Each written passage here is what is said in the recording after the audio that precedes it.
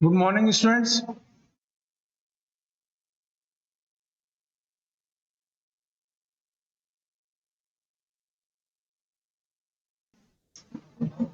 हमने last lecture में del operator पर समाप्त किया था। लेक्चर हमारा डेल ऑपरेटर क्या है वो हमने देखा था, और उसके साथ साथ किस तरह से जो हमारे ऑर्डिनरी वेक्टर्स हैं ए और बी जैसे अपन ने लिए थे, और उसी तरह से डेल ऑपरेटर के भी हमने मल्टीप्लिकेशन देखे, जिसमें कि हमने डेल को फाई पे ऑपरेट करवाया। तो डेल फाई ए गुणनफल तो ये हुआ, दूसरा डेल डॉट ए दूसरी तरीके का गुणनफल, और तीसरा डेल क्रॉस ए। ओके, ये हमने देखे थे। अब इसी में कुछ आगे चलते हैं, डेल ऑपरेटर की कुछ और चीजें वो अपन देखें यहां पे। तो हमने ये तो कार्टेशियन कोऑर्डिनेट्स में देखा। अब अपन देखते हैं सिलेंड्रिकल। सो नाउ अपने को सिलेंड्रिकल और स्फेरिकल कोऑर्डिनेट्स में यदि इसको देखना है तो अपन ने देखा था कि डीएल जो है, यदि अपन सिलेंड्रिकल कोऑर्डिनेट्स लें तो डीएल हमारा जो है वो है d rho a rho cap plus rho d phi a phi cap plus d z a z cap. ये अपन ने निकाला था है। अब इसकी सहायता से देखिए कैसे अपन जो है हमारे डेल ऑपरेटर को लिख सकते हैं, वो हम आपको यहां पर बता रहे हैं। तो हमारे पास कार्टेशियन कोऑर्डिनेट्स में कार्तीय निर्देशांकों में डीएल है आपका i d x plus j d y plus k d z, right. So dx हमारे पास यहां पर है, तो dx की जगह ये जो dx है ये डी रो हो जाएगा, है ना। dy इसकी जगह रो डी फाई और dz इसकी जगह dz। तो हमारे पास जो डेल ऑपरेटर है वो किस तरह से है,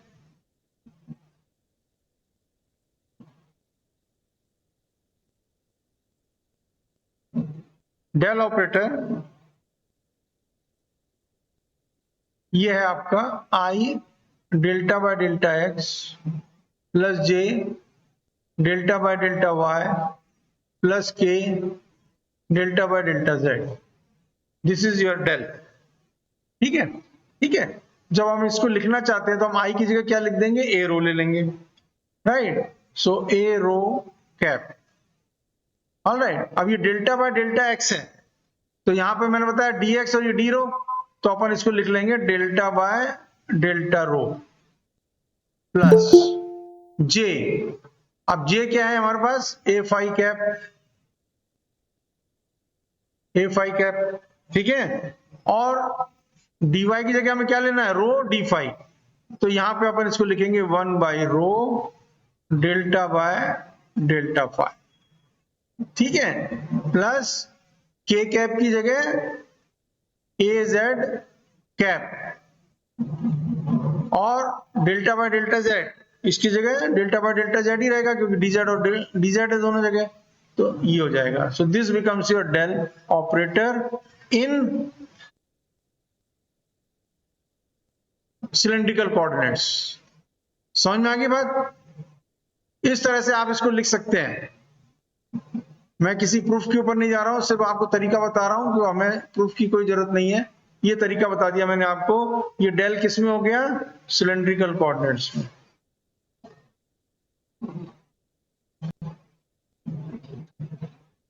cylindrical coordinates. All right. Then we have to see in spherical coordinates. तो spherical coordinates में आपके पास फिर से dl है, तो dl किस तरह से स्फेरिकल कोऑर्डिनेट्स अपन r थीटा फाई में लिखते हैं, तो dl that is equal to dr ar cap plus r d theta a theta cap plus r sine theta d phi a phi cap, ये हमने देखा था।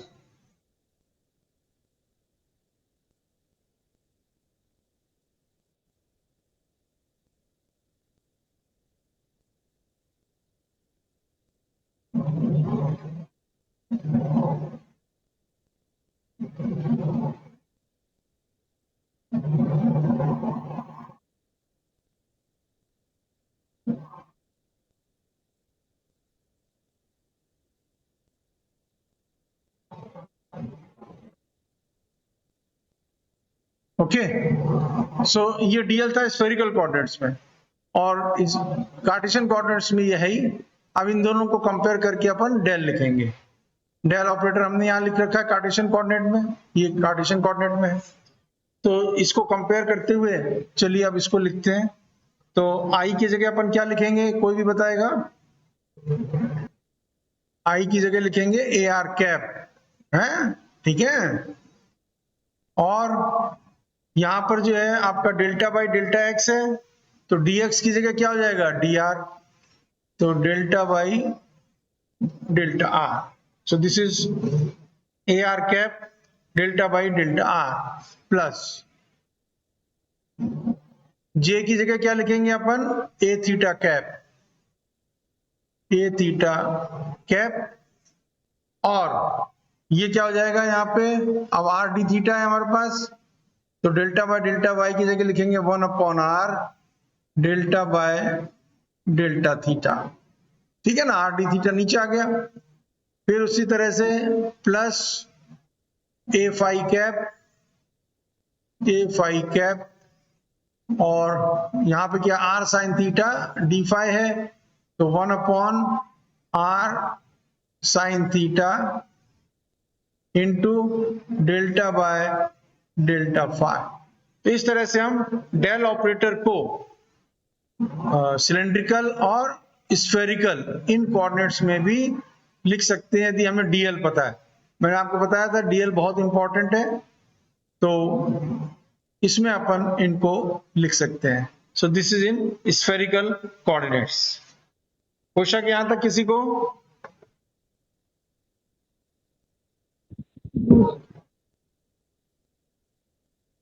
ओके,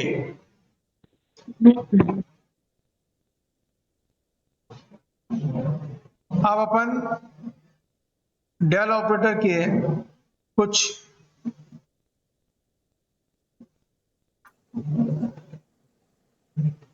रिलेशंस जो कि sorry not del operator, differential के कुछ relations जो हमें काम आएंगे आगे, वो हम यहाँ पर दे रहे हैं आपको, जो आपको ध्यान रखने हैं। दैट इज, मान लीजिए हमारे पास कोई वेक्टर ए है, that is equal to a x i plus a y j plus a z k, मान लीजिए इस तरह को रिलेशन, तो अपन लिख सकते हैं d by d t of vector a, right, that will be i d a x by d t plus j d a y by d t plus k d a z by d t. Then यदि मान लीजिए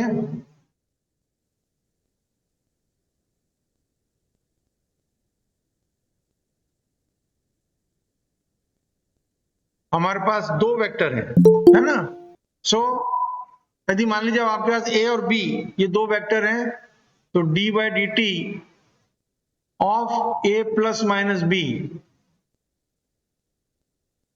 that is equal to, ठीक है, इसको अपन लिख सकते हैं d a by d t plus minus dB by dt. Okay, then suppose हमारे पास डॉट प्रोडक्ट है, तो हम लिख सकते हैं d by dt of a dot b that is equal two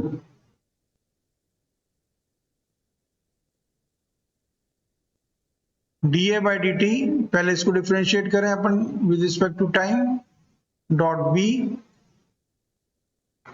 plus a dot dB by dt. ये सब की जरूरत पड़ेगी आपको, इनको अच्छी तरीके से आपको ध्यान में रखना है, जब प्रॉब्लम्स करेंगे तो इनकी आवश्यकता पड़ेगी. Then d by dt of a cross b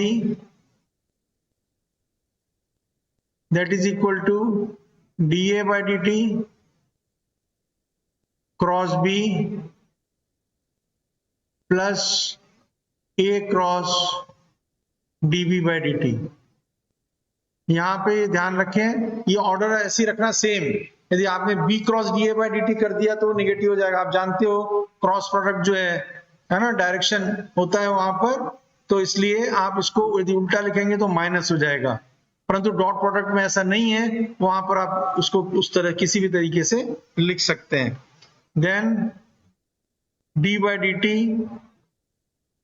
of phi vector a, that will be, यहां फाई कांस्टेंट नहीं है, ध्यान में रखें. Phi is a function, right, of, यहां पे जैसे आप t से डिफरेंशिएट कर रहे हैं, so it is a function of time. So this will be d phi by dt vector a plus phi dA by dt. All right.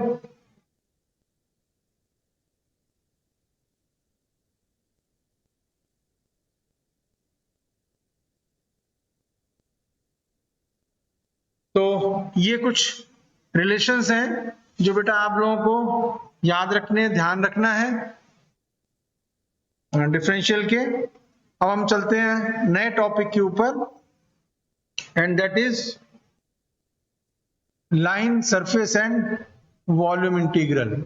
So let us see now.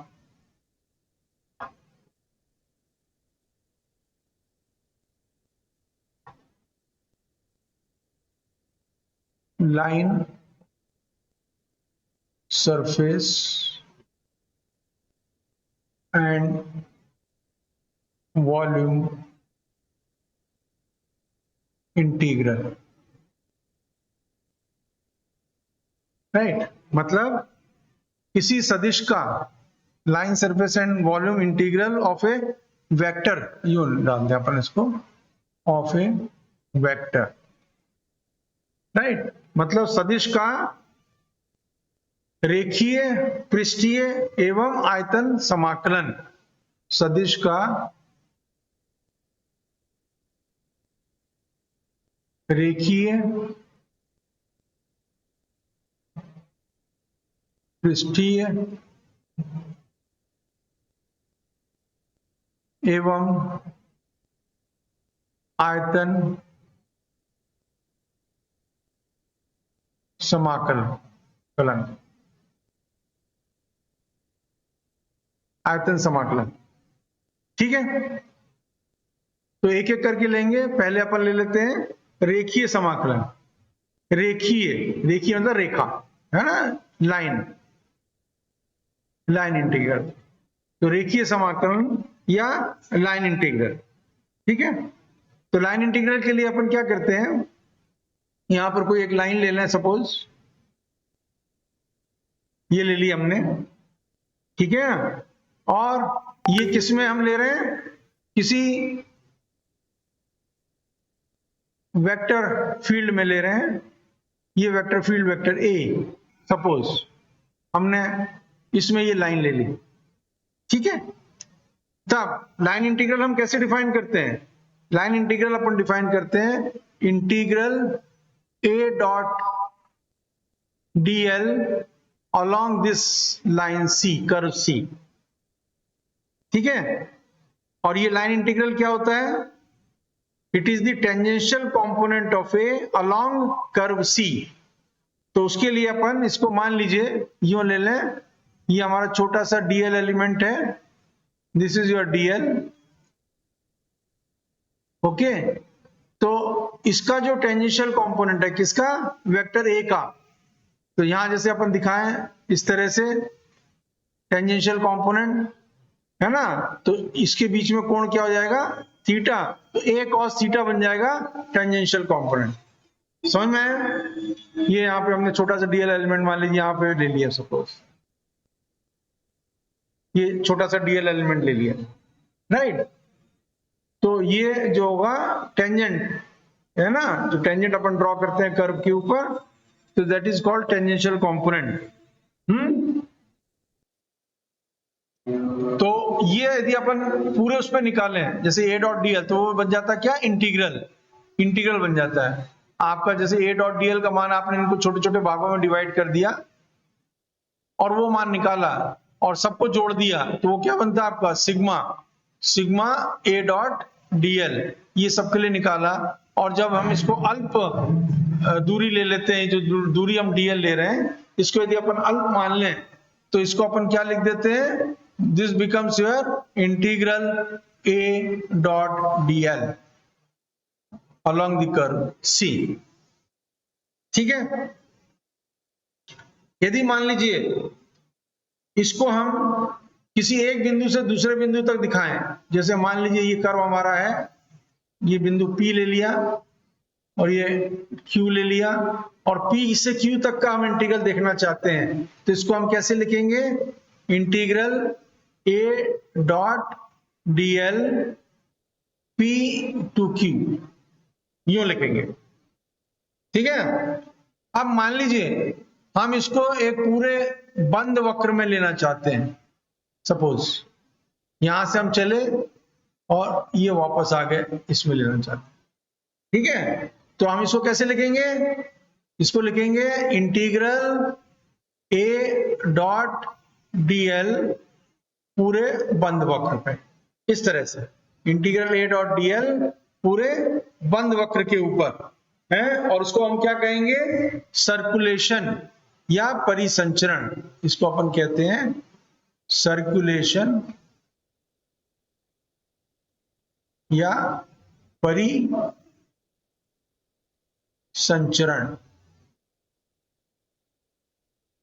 परिसंचरण, ठीक है ना। किसका? Vector A का। Vector A का परिसंचरण around the curve सी। ये पूरा कर्व जो हमने लिया सी कर्व, इस पर अपन ने ये निकाल लिया।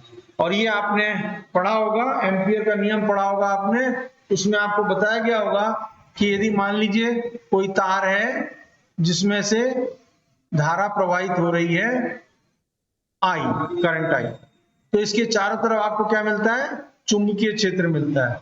चुंबकीय क्षेत्र क्या है? एक वेक्टर राशि है। तो इसके चारों तरफ आपको जो है चुंबकीय क्षेत्र मिल रहा है, जिसको कि यदि अपन वेक्टर बी से डिनोट करें, वेक्टर बी से, तो यहां पर ये क्या बन जाएगा? ये पूरा का पूरा यदि इसका इंटीग्रल हो जाएगा, छोटे छोटे हमने ये इससे बना दिए इसके, तो बी डॉट डीएल अपन निकालते चले जाएंगे। तो परिसंचरण क्या होगा यहाँ पे? इंटीग्रल बी डॉट डीएल पूरे सर्कल पे। तो ये हो गया चुंबकीय क्षेत्र का परिसंचरण। ठीक है ना।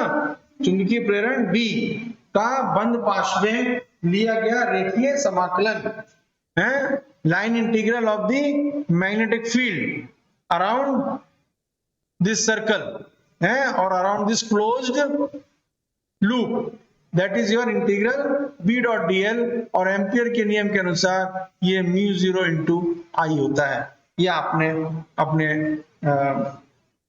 लोअर क्लासेस में पढ़ा हुआ।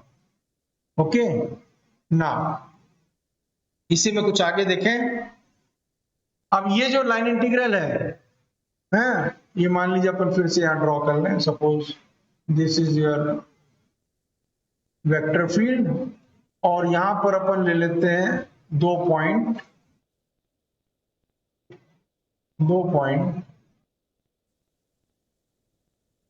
P और Q। ओके, अब मान लीजिए अपन P से Q तक जाएं इस कर्व से 1, या हम दूसरे कर्व से जाएं 2, दोनों तरह से जा सकते हैं P से Q बिंदु की तरफ, ठीक है ना।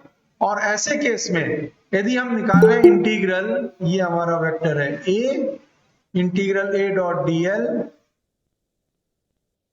P to Q along the curve 1, ठीक है ना। और फिर निकालें हम integral A dot dl P to Q along the curve 2, ठीक है ना। तो और यदि ये दोनों एक दूसरे के बराबर हो, समझ में आ रहा है आपको। एक तो हमने इंटीग्रल A डॉट dl निकाला कर्व 1 के साथ, यहां पे हमने छोटे छोटे हिस्से की और निकाल दिया, फिर एक कर्व 2 के साथ निकाला। और यदि ये दोनों एक दूसरे के बराबर हो, है ना, मतलब कि इंटीग्रल A डॉट dl का मान जो पथ हमने चूज किया है इंटीग्रेशन के लिए उस पर निर्भर नहीं कर रहा हो, तो ऐसे जो क्षेत्र होते हैं, जो क्षेत्र हमने वेक्टर ए लिया है यहां पर, इनको हम संरक्षी क्षेत्र कहते हैं। संरक्षी क्षेत्र मतलब कॉन्जर्वेटिव फील्ड, कॉन्जर्वेटिव फील्ड। समझ में आई बात। हमने दो पथ चुने, ये दोनों पथ से हमने अलग अलग इंटीग्रल A डॉट dl का मान निकाला, और यदि ये दोनों मान बराबर आते हैं तो इनको हम क्या कहते हैं, ऐसे क्षेत्रों को संरक्षी क्षेत्र कहते हैं। Any doubt? संरक्षित क्षेत्र क्या है, मालूम पड़ गया? यस किसी को शक है इसमें? No sir. ओके, अब क्या है देखिए, अब चलिए हम P से Q की तरफ चलें और इंटीग्रल A डॉट dl निकालना है। मतलब अपन लिखें integral A dot dl P to Q है, और फिर हम निकालें Q टू P, राइट। दूसरा इंटीग्रल हम निकालें A dot dl Q to P, okay. और इन दोनों का योग कर दें तो हमें क्या मिलेगा, इंटीग्रल A डॉट dl पूरे बंद पद पे मिल जाएगा, है ना, ठीक है। अब यदि मान लीजिए ये संरक्षित क्षेत्र है, संरक्षित क्षेत्र है मतलब क्या हुआ कि हमारी ये कंडीशन ट्रू है इसमें, तो देखें क्या होता है। तो अपन देखिए इसको लिख सकते हैं इंटीग्रल A डॉट dl पूरे बंद वक्र पे equal to integral A dot dl P to Q minus, अब इसको अपन P टू Q कर देते हैं Q टू P की जगह, तो P टू Q करेंगे तो डायरेक्शन बदल दिया तो ये माइनस हो गया, तो minus integral A dot dl P to Q, okay है। तो ये तो था अलोंग द कर्व 1 और ये अलोंग द कर्व 2, क्योंकि Q टू P हमने अलोंग द कर्व 2 पे लिया, ठीक है। तो यहां पे भी लिख देते हैं जिससे कंफ्यूजन नहीं रहे, this is along the curve 2, okay. तो ये क्या बन जाएगा, ये दोनों इक्वल है, किसके लिए, संरक्षित क्षेत्र के लिए। जब दोनों इक्वल है तो इसका योग क्या आएगा, 0 आ जाएगा, ठीक है। तो कंजर्वेटिव फील्ड में क्या होगा कि close line integral, integral A dot dl पूरे सर्कुलेशन पे इंटीग्रल A डॉट dl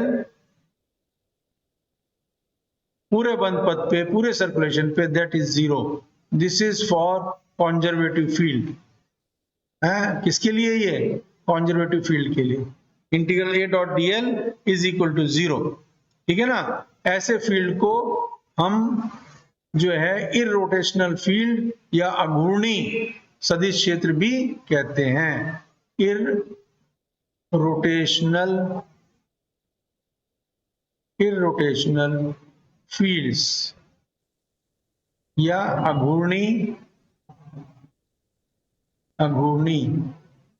जिसमें घूर्णन नहीं है, जिसमें घूर्णन नहीं। आगे देखेंगे अपन, ये आएगा तब आपको बताएंगे कि अपन ये नाम क्यों दिया। तो ये अघूर्णी है, अघूर्णी क्षेत्र। घूर्णन नहीं है मतलब रोटेशन नहीं है जिसमें। ठीक है ना। तो इनको अपन अघूर्णी क्षेत्र भी कहते हैं। क्लियर हो गया दिमाग में ये? किसी को कोई डाउट है तो बताएं। Yes. Okay. क्लियर है? चलिए, तो अब इसके कुछ एग्जांपल लेते हैं। एक एग्जांपल तो अपन ने ले लिया था हैं। अब दूसरा एग्जांपल लेते हैं। एक एग्जांपल तो हमने ले लिया था आपके एम्पियर के नियम का, चुंबकीय क्षेत्र जो बन जाता है तार के चारों तरफ। ठीक है ना। दूसरा मान लीजिए अपन इलेक्ट्रिक फील्ड का एग्जांपल ले लेते हैं। Suppose this is electric field. किसी के भी द्वारा कोई आवेश है, आवेश Q है मान लीजिए, उसके द्वारा ये इलेक्ट्रिक फील्ड आपको प्राप्त हो रहा है। अब इस इलेक्ट्रिक फील्ड में अपन एक आवेश रख दें Q, तो क्या होगा? इस आवेश के ऊपर एक बल लगेगा, है ना। और बल कितना होगा कोई भी बता सकता है?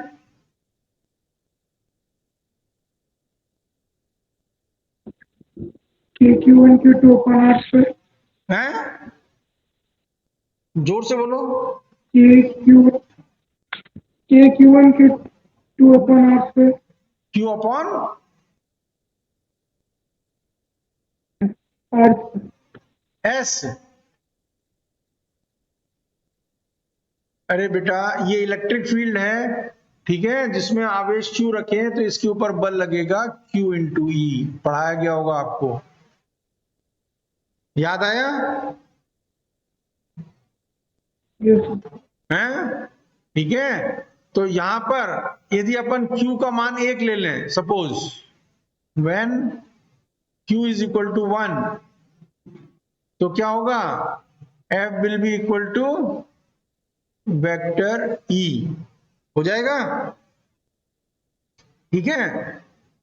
तो यदि हम मान लीजिए ऐसे एकांक धनावेश को इस फील्ड में यदि हम गति कराएं, इस Q को गति कराएं हम इस इलेक्ट्रिक फील्ड में, विद्युत क्षेत्र में, तो Q की जगह हमने क्या ले लिया है? 1। तो 1 जो एकांक धनावेश है उसको यदि अपन यहां पर गति कराते हैं, और मान लीजिए ये गति अपन कराते हैं सपोज A बिंदु से B बिंदु तक, ठीक है हैं?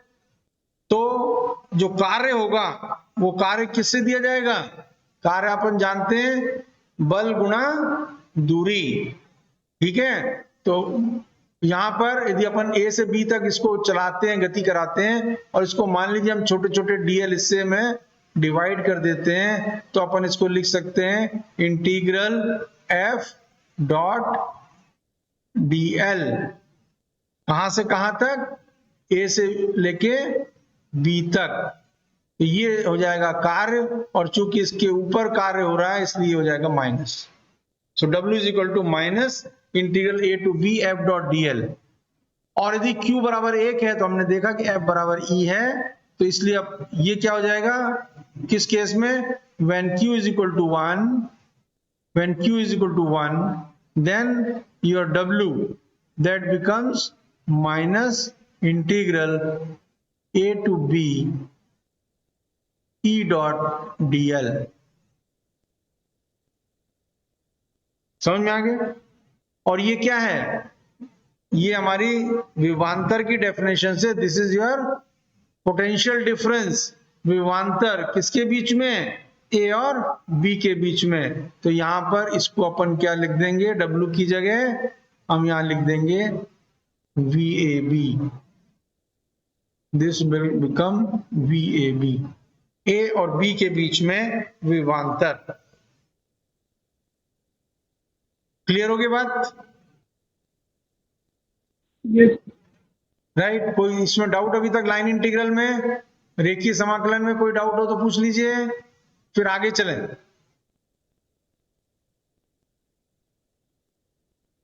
Okay no doubt, sir. Okay then, तो चलिए अब अपन चलते हैं दूसरा इंटीग्रल। कौन सा? Surface integral.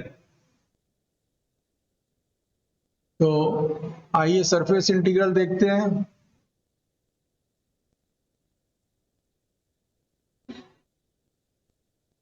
सरफेस इंटीग्रल, अब वहां पे लाइन इंटीग्रल था तो हमने लाइन ली थी, यहां पे सरफेस इंटीग्रल है तो यहां पे क्या लेंगे? सरफेस लेंगे। अब सरफेस कैसा ले सकते हो? जैसे आपको कॉपी का एक पन्ना है, वो भी सरफेस हो गया ना? बन गया कि नहीं बन गया? है ना? Yes, sir. तो उस तरह का सरफेस अपन मान लो कि एक सरफेस हमने ले लिया और उसके लिए फिर हम सरफेस इंटीग्रल को डिफाइन करते हैं। तो यहां पर भी हमारे पास फिर वही उसी तरह से वेक्टर फील्ड है, वेक्टर ए, राइट? और इसमें हमने एक सरफेस ले लिया है, सपोज एक सरफेस ले लिया, ठीक? अब इस सरफेस का हमें सरफेस इंटीग्रल निकालना है, तो अपन क्या करेंगे? इसका भी एक छोटा सा हिस्सा ले लिया है और उसको दिया ds, और ds यहां पे क्या है? वेक्टर क्वांटिटी है, ठीक है ना? Surface area, area is a vector quantity, मैंने बताया था आपको। क्षेत्रफल जो है वो सदिश राशि है और वो सरफेस के लंबवत होगी, ठीक है? तो यहां पर अब हमको यदि लाइन इंटीग्रल निकालना है, सॉरी सरफेस इंटीग्रल यदि अपने को निकालना है इसका, तो हम क्या लिखेंगे? ये तो हमारा सदिश क्षेत्र वेक्टर ए, तो सरफेस इंटीग्रल लिखेंगे vector A dot ds, A dot ds। Alright, this is your surface integral, और यहां इसको s से डिनोट कर देंगे। तो सरफेस इंटीग्रल क्या बन गया? a डॉट ds, और इसको अपन फ्लक्स भी कहते हैं, flux of a through s, flux of vector a through the surface s।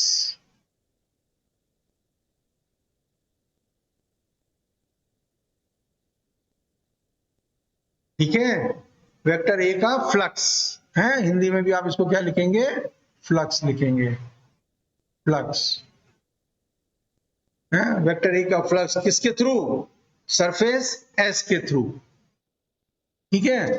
तो integral a dot d S, इसको अपन यूं भी लिख सकते हैं, integral a dot d S.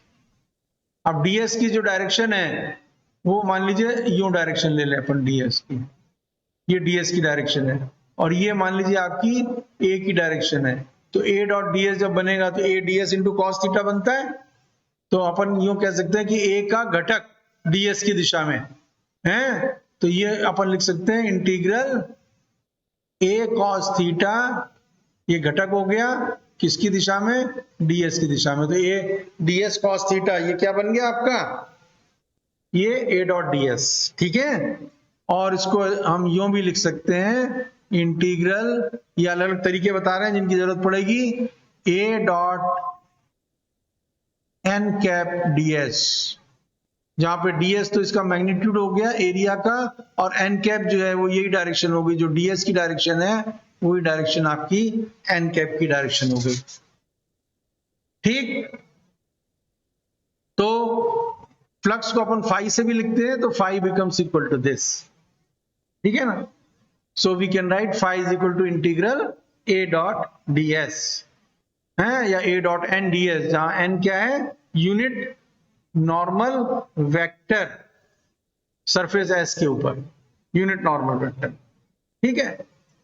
अब मान लीजिए इस सरफेस को हम क्लोज ले लें, जैसे हमने लाइन इंटीग्रल जब लिया और लाइन को क्लोज कर दिया, तो क्लोज कर दिया तो एक तरह का सरफेस बन गया, ठीक है ना? उसी तरह से यदि हम सरफेस को क्लोज कर दें तो वो क्या बन जाएगा? वॉल्यूम बन जाएगा, है? क्लोज्ड सरफेस यदि अपन लें, क्लोज्ड सरफेस, तो क्लोज सरफेस क्या बना? वॉल्यूम, क्योंकि एक बॉक्स बन गया, जैसे मान लीजिए रेक्टेंगुलर बॉक्स बन गया है ना, उसके सरफेसेस हो गए 6 सरफेस हो गए, तो क्लोज सरफेस हो गया है। या फुटबॉल बन गया मान लीजिए, तो वहां पे भी वॉल्यूम हो गया, राइट। तो उस केस में जो हम नेट फ्लक्स लिखेंगे है, नेट आउटवर्ड फ्लक्स, बाहर निकलने वाला नेट आउटवर्ड फ्लक्स, क्योंकि अभी अपन इसको डिटेल में भी देखेंगे। नेट आउटवर्ड फ्लक्स वो क्या लिखेंगे अपन उसको, phi that is equal to किसके लिए, क्लोज सरफेस के लिए, so that is equal to a dot d s surface s, right.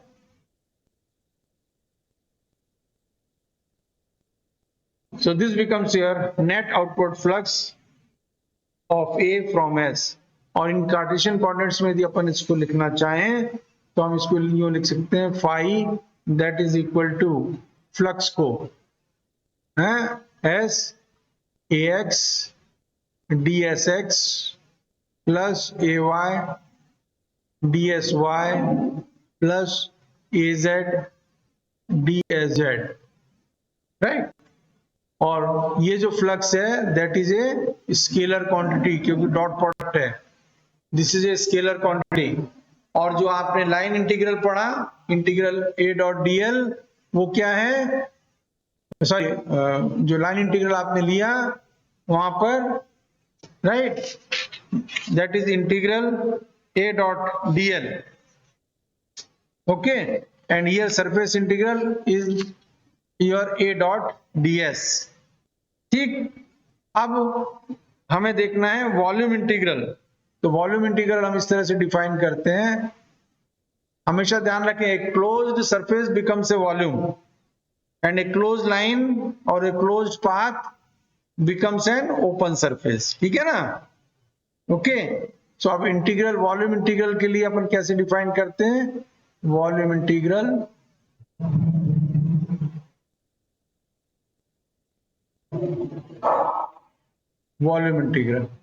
है, इसको अपन डिफाइन करते हैं integral rho v dv, volume integral है, इंटीग्रल रो वी डीवी, ठीक है। तो यहां पर अपन ने कोई भी मान लीजिए इस तरह का सिलेंडर रूप में ले लें, सपोज इसका कोई छोटा सा हिस्सा अपन ने ले लिया सिलेंडर के रूप में, और ये छोटा सा हिस्सा इसका जो है वो डीवी है, ठीक है। तो ये वॉल्यूम इंटीग्रल होगा किसी स्केलर रो वी का volume integral over the volume we. समझ में आ गई बात, क्लियर हो गया ये, यस सर। ओके। तो आप में से कुछ कि कोई बच्चे ने फोन भी किया था कि कौन सी बुक लूं, तो मैंने आपको जैसे पहले भी बताया था, अभी भी आपको वही पेज आपको दिखा दे रहे हैं, इसमें मैंने ये अपनी ये बुक भी इंक्लूड कर दी है ना। मैकेनिक्स भी मेरे द्वारा लिखी हुई है, इलेक्ट्रोमैग्नेटिज्म भी मेरे द्वारा लिखी हुई है, इंग्लिश मीडियम के छात्रों के लिए। हिंदी मीडियम की बुक्स भी आरबीडी में है, वो आप परचेज कर सकते हैं, हिंदी मीडियम की बुक्स भी, ठीक है। तो इंग्लिश मीडियम की बुक मेरी वाली जो है वो परचेज कर लें, और हिंदी मीडियम की बुक्स अदर ऑथर्स की हैं वो देख लें। अब अपन ने यहाँ पर देख लीजिए ये कोऑर्डिनेट सिस्टम ये देख लिया, डिफरेंशियल लेंथ एरिया वॉल्यूम देख लिया, डेल ऑपरेटर देख लिया, line surface and volume integral देख लिया। अब नेक्स्ट लेक्चर में हम स्केलर फील्ड और वेक्टर फील्ड देखेंगे, बहुत ही इंपॉर्टेंट चीजें हैं ये सब, मैंने आपको शुरू में भी बताया था कि बहुत काम आने वाली हैं। तो नेक्स्ट लेक्चर में आपके हम स्केलर और वेक्टर फील्ड्स, अदिश और सदिश क्षेत्र, इनको भी अपन देखेंगे और उनके एग्जाम